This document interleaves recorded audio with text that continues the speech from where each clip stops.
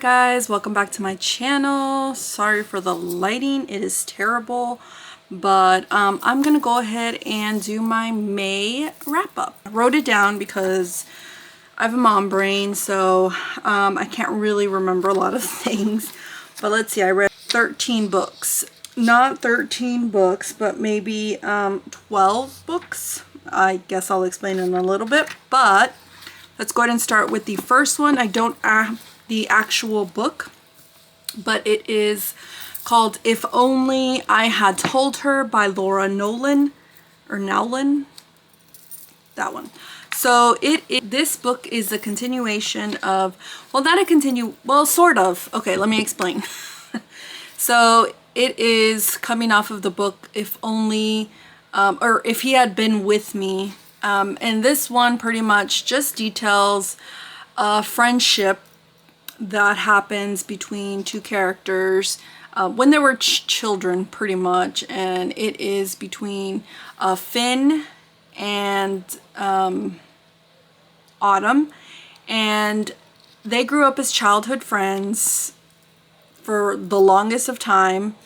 And then something kind of happens, so like a year or so before, and then they kind of start, you know, denying their feelings for each other and things like that. And then once maybe they start to realize that they may feel something, you know, they finally reveal kind of to each other their feelings, but possibly a little too late. And then, you know, it ends in tragedy. Unfortunately, it was not a happy ever after. And I know it might disappoint some people, but it definitely was a tearjerker. And so I read the second book, and it's just a continuation from the first one in regards to a little bit about Finn's point of view, because the first book is Autumn's point of view. So then the second book is Finn's, and you just kind of see where his head was at leading up to the moments before he had finally confessed to Autumn, you know, how he felt and things like that. So, you know, we follow their story, you know, after everything has happened, after this tragic event has happened, and we just kind of see where all the characters, you know, friends and exes and things like that, where they're all at the time and how they're dealing, how they're coping. So yeah, I believe I gave this a, what did I give this? A 4-star. This was a 4-star read for me. If you like to cry a little bit and have your heartstrings pulled, then go ahead and read this one. My second book, I read The Tearsmith, which I do have that book. The Tearsmith by Erin Doom. This one, I first watched, I didn't know, but my friend, my best friend, she told me, she was like, you have to watch this new movie. It just came out on Netflix. So good, so great. And I was like, okay, sold. I will watch anything you kind of recommend. No doubt about it. So I went ahead and did that. I saw the movie first, and then I went ahead and purchased the book and read the book. So I'm just gonna kind of read what I wrote. So this follows 17-year-old Nika Dover, an orphan who was put into an orphanage after her parents passed away suddenly. And then after 10 years, she's finally adopted, but because the other character, his name is Rigel, and he was playing the piano at the time, as soon as like she was leaving to be adopted, and the adoptive parents were like, oh my gosh, like I want to go ahead and adopt him as well, because I think this will be a good maybe transition, having two people who have lived in the orphanage for so many years to kind of be together, kind of, you know, maybe support each other in this transition and hopefully be fully adopted. They decide they want to adopt him as they both navigate their new home, their parents. They also are in school as well.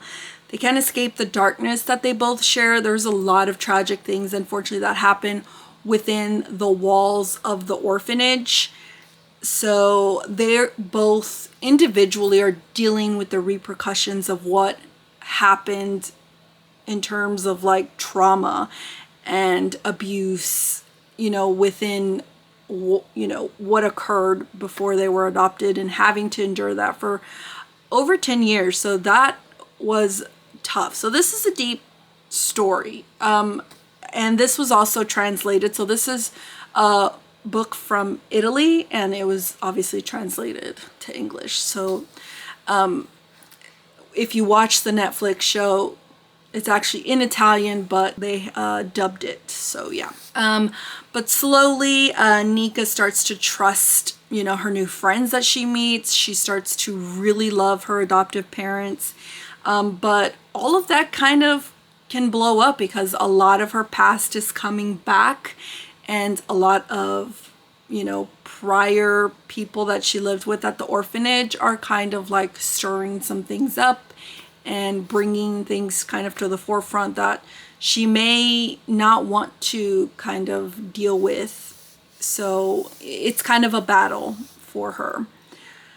So yeah, and then she's also dealing with having feelings for Rigel, and he is just like awful to her. He like says mean things to her, does mean things to her. So she's kind of like, I really like him, but he's also very mean. So that was a little bit of a thing for me. Like, he is kind of mean to her, but is he doing these things for maybe ulterior motives? So yeah, that's what we kind of figure out. It is a bit of a big book with tiny words. I love the movie. I really like the book. So I did go ahead and give this a 5-star. The third book that I read was, I don't even know why I did it, but I did. Sanctuary of the Shadow by Aurora Asher. Guys, what did I read? So this was a 1-star read for me. Honestly, this was terrible. Okay, so we're following Harrow, who is hiding in the circus after her entire clan was slaughtered. She's also hiding some abilities that she has. But one day she encounters Wraith, who's a creature with rings. With rings? Oh my gosh, I cannot speak today. Sorry. A creature with wings and no recollection of like who he is, who he was, like where did he come from, what's his purpose. So she instantly feels a connection and decides that she wants to go ahead and free him. And they both start an adventure. Honestly, the spicy scenes that were in this book were so weird, so just odd. There was some awkward consensual scenes, and it made me feel very icky inside. There was really no character development. I didn't feel any connection to either of them. To Wraith, to Harrow, they were very like blah. There was a lack of world building. It was very disjointed. There was multiple point of views, hard to keep up. I did finish this book despite my urge to DNF it a lot of times. So yeah, it ended with a terrible trope. I hated it. I don't know why I kept with it. I really wasted my ear holes on them, and I am very sad about that. So yeah. Moving on, because I don't think I can say much more about that book without it making me feel a little bit angry that I finished it. So anyways, the fourth book that I read was The Midnight Library by Matt Haig, right here. So this was a really good book. This follows Nora Seed, and she pretty much has been feeling the weight of a lot of her decisions that she's made as she's gotten older. You know, the weight of failure, of disappointment, of feeling not good enough. And as she's on the brink of possibly, trigger warning, committing suicide, she's put into this limbo of a place, and it's a library. That's why it's called Midnight Library. And it's pretty much an in-between, like, find in these scenarios, if you had done some things different, like, would you have lived a better life? What's worth living for? Kind of trying to find that for her.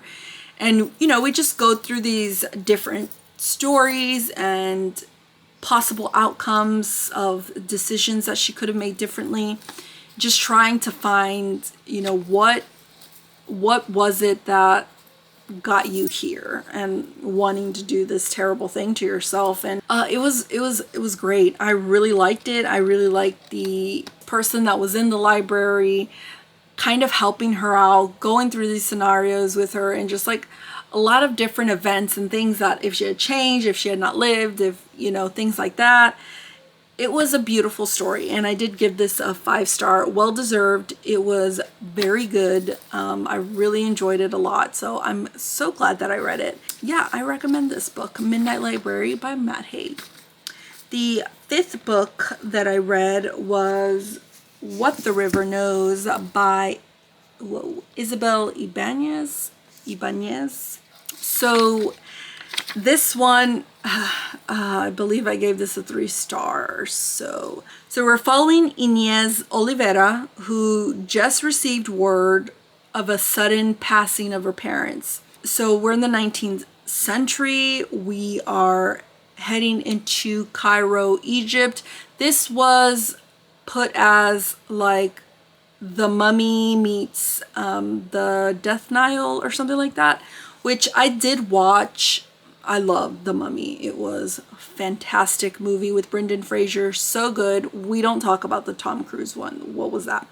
But we are talking about the one that with Brendan Fraser, which was an amazing movie. I kind of saw the Death Nile, a little bit in and out for that one, but regardless, I watched that one a bit. Was very confused by this story because it talks about a magical system some of these ancient Egyptians had, but it really doesn't talk about where is this magic coming from?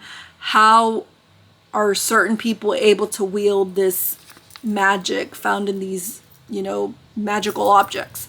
So it was all a bit fuzzy and nothing ever gets explained. So that was definitely very frustrating. And also she has her uncle. Her uncle has an assistant, Whit Hayes, and her uncle's terrible.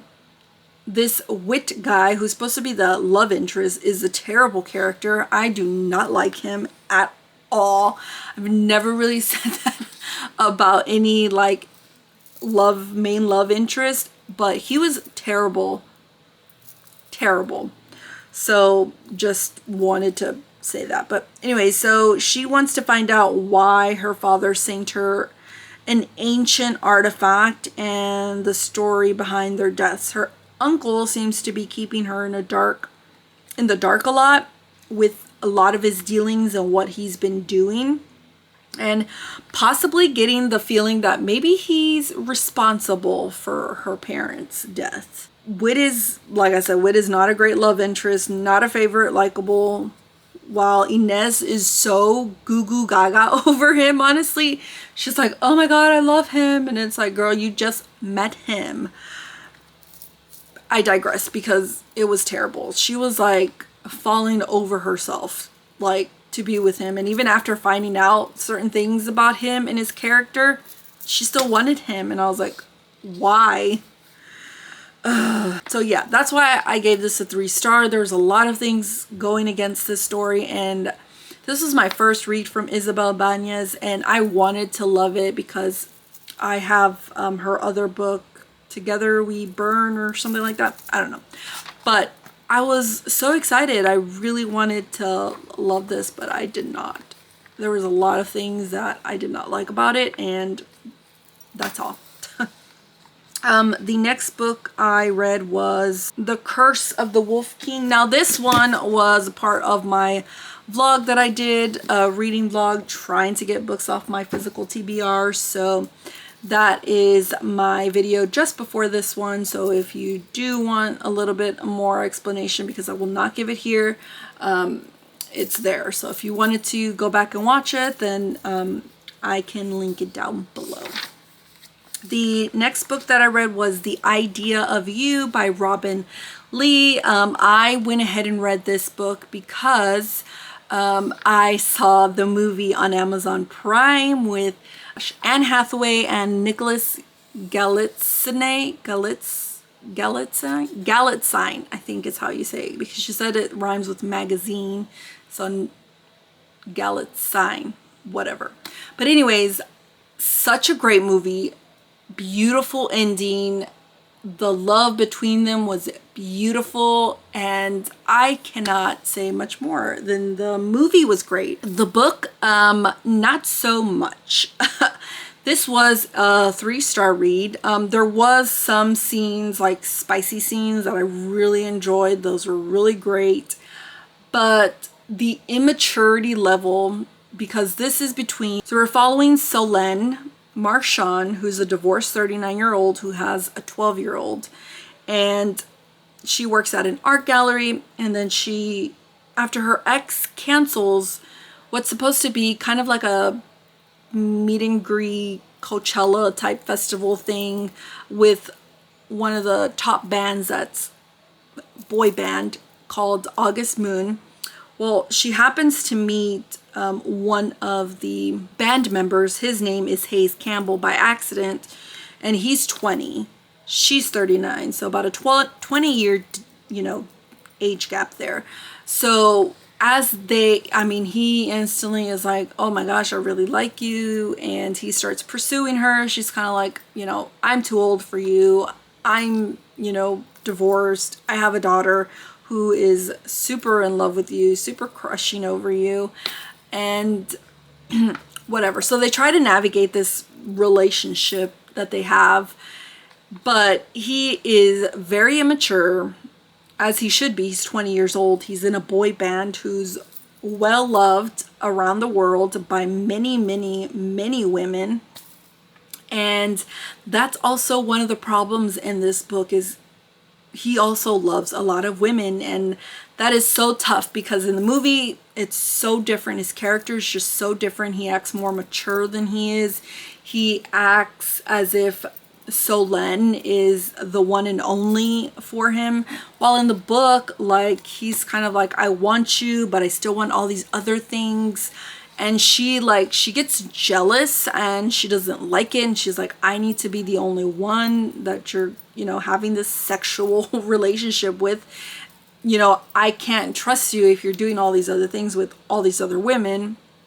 So supposedly he changes, whatever, gross either way, but every time she tries to say something to him, she gets blinded by the, so she gets blinded by that, by the sex, by the passion and the lust. And I think that's all it is. I think that's really what you kind of see in this book, is just, she's just blinded by lust, and that's all it is. I don't think there's ever really true love that I could read from this book. While in the movie, you could feel it, you could see it. It was great. It was beautiful. I would say I prefer the movie more than the book.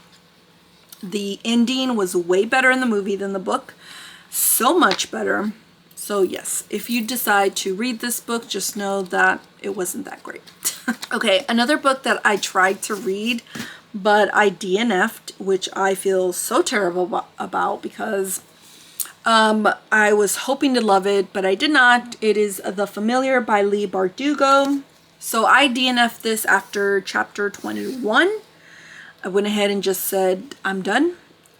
So in this book, we're following Lozia, who's a scullion maid to this family. Woman of the household is named Valentina. She soon learns that Lozia, why am I saying Lozia? I wrote this terrible, sorry. Has some abilities, some rare abilities. So obviously Valentina finds this very intriguing. She's like, well, this could actually maybe put me higher on the social rankings. So she starts having Lucia kind of make these different things kind of happen around, and you know, she gets invited to more parties and she wants to host more parties and things like that. So that obviously makes her climb a little bit the social ladder, but also catches the attention of the former king's disgraced secretary, and his name is Antonio Perez. And he kind of just wants to use her to get back into the good graces of the king so that he can go back to his role. So, I mean, she's being used a lot. This book was very wordy for me. It was too much. It was not great. I did not enjoy this at all, which is sad because I really enjoyed the Grishaverse. Not all of them. Not all the Grishaverse. I definitely like more of the Six of Crows books and the Rule of the Wolves book, but not that first 3 books, if you know what I mean. But anyways, yeah, I just thought this was very tough. So I just called it quits. The book is beautiful. It's beautiful. It has great black sprayed edges, but I just don't know if I see myself trying to read this book again. If someone tells me different and just tells me to continue, keep going, it's gonna get better. If you feel that way, please tell me. Please comment down below. I would love to know.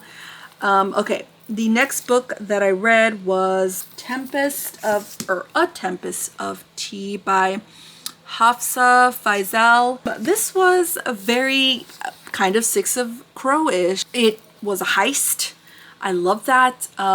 There was tea involved. There was vampires involved. There was definitely a lot of things happening. We were following Arthi Casimir, and she's pretty much like a criminal mastermind. She collects a lot of people's secrets because she works in this like tea room shop thing. So, and it's a tea room by day, but at night it turns into like a bathhouse, but a blood house. And it's basically for the vampires that live there. After she receives some like threatening information, she decides that she needs to strike a deal in order to save her tea room and save her way of life and, you know, how she lives her life. But she knows that she can't really do this job alone, so she has to kind of seek out different people with different talents, and that's why she has like a good little band of ragtag team, I guess you could say. Yeah, so they just go on a kind of adventure, a journey, just trying to, you know, find out what's really going on in this society of the vampires and why is her, you know, way of life being threatened. And some of the characters and the crew that she's kind of like working with maybe don't agree with her, so there's a lot of conflict between her and these other characters. It was okay for me. This was my first Hafsa book, so I thought it was fine. I believe, I want to say maybe there is gonna be a second book. I'm not sure, but I did give this a 4-star. Do like a little bit of a heist kind of a trope, kind of a theme in the book, so I enjoyed that. I also read The Queen of Nothing by Holly Black. I'll put the book right here because I don't want to get it out of my little bookcase because it's a special edition and I don't want to touch it because there's things around it. But anyways, again, I talked about this in my previous wrap up. I'm not going to talk about it a lot. It's just following June and Cardan and political affairs, and yes, that's all I'll say. I also read How the King of Elfhame How the King of Elfhame Learned to Hate Stories, and this was book 3.5, pretty much by Holly Black, and it's just a little bit of a, not a continuation, but it's a bit of a backstory on Cardan and kind of his upbringing and maybe why he is the way he is and why he's a little bit of a cruel prince, if you know what I mean. All going back to the first book. Okay, and then the next book that I read, which was so much fun, was A Funny Story by Emily Henry. This book was so good. I gave this a 5-star, of course. So we're following Daphne, who was dumped by her fiance for a woman named Petra. Now, Petra was dating someone named Miles, and Petra and Peter, which is Daphne's ex-fiance, were childhood best friends. So they hung out, so they, kind of all four of them kind of hung out together. And then as Daphne and Peter were about to, be in those last preparations of marriage, is when Petra was like, oh my gosh, I can't live without you. I need you. So Peter's like, oh my gosh, I need you too. I didn't realize it before, but I do. So they both leave their fiancés pretty much. So now Peters tells Daphne, like, okay, I'm gonna leave for like 2 weeks to go on this trip with Petra. By the time I come back, I'm hoping that you're able to find your own place. And she's like, where do I go? So she's like, let me call up Miles, because guess what? Miles just lost his former roommate slash girlfriend. So she calls him. He's like, you know what? Yeah, we're both in this grief together. Let's go ahead and just be in this grief kind of together but separate. So yeah, she decides to go ahead and move in with Miles, and she decides after some time, after grieving the loss of this relationship, that she wants to try to not necessarily move on, but maybe move on by faking it. So there is some of my tropes that I like. It's a fake dating trope. So it was great. Friends to lovers, I would say. So I really enjoyed this book. This was such a good time. And, they both have issues with, maybe parents on each side. So, they're both dealing with that in their own respective ways. And, but also having such great friends to support them. They start learning, about each other, start really liking each other amidst their grief. Maybe second guesses herself and, how she stands with Miles. But, as the story goes, you just learn that they're two different people, and that's okay. But they really like each other. So they obviously just have to admit that and, continue moving forward in how they want to navigate the relationship, because Daphne wants to move to be closer to her mom because she just feels that she kind of owes that to her. But she's also has Miles, who doesn't want her to leave. Direction pulling, like, which way is she going to lean towards? How does she want to go about this? So I really enjoyed this book. It was a good book. I really had a lot of fun reading it. And it was I want to say my second or third, I think my third Emily Henry book. And it was great. I can't wait to kind of backlog on some of her other books. I need to read those. I do have some of her, I think I have like 2 other books that I need to read. But I really enjoyed it. I had such a fun time. Like I mentioned, I don't know why I'm repeating myself, but it was great. And yep. And the last book that I read was Butcher and Blackbird by Brynne Weaver. In my real life, in my daily life, while I'm working and I'm just like clickety-clacketing away, I like to listen to podcasts. And a lot of the podcasts are of murder. And I never thought I would be cheering on 2 murderers in my life, but I was in this book. So I didn't even write anything down because I literally just finished this book. But we are following Sloane and Rowan. Sloane is known as Blackbird, and Rowan is known as the Butcher, kind of their respective kind of like serial killer names. And they're both trying to murder other serial killers. you know, they're trying to go after the bad people. Is, you know, pretty much after 4 years, like we go on a 4-year adventure with them. It's kind of like an enemies to lovers type of thing, because they kind of start wanting to compete each other by, oh, I'm gonna get this person before you get that person. So they kind of like going back and forth. You know, they start meeting up with each other. They start talking a little bit more, learning about each other's pasts, which very dark for both of them, which I guess you could see why they kind of ended up in this kind of line of work, which is funny because even though they're serial killers, they also have like full-time day jobs. Like Rowan is a chef, and then Sloane works like in the arts kind of department type of thing. So yeah, it is such an interesting story, and the spicy scenes are spicy, and I really enjoyed this book. This was definitely one that I've had up there wanting to read for the longest, and the fact that I got to read it yesterday, literally in one day while I was working. So, and I couldn't even, like, usually I write like notes, like right here I had funny story,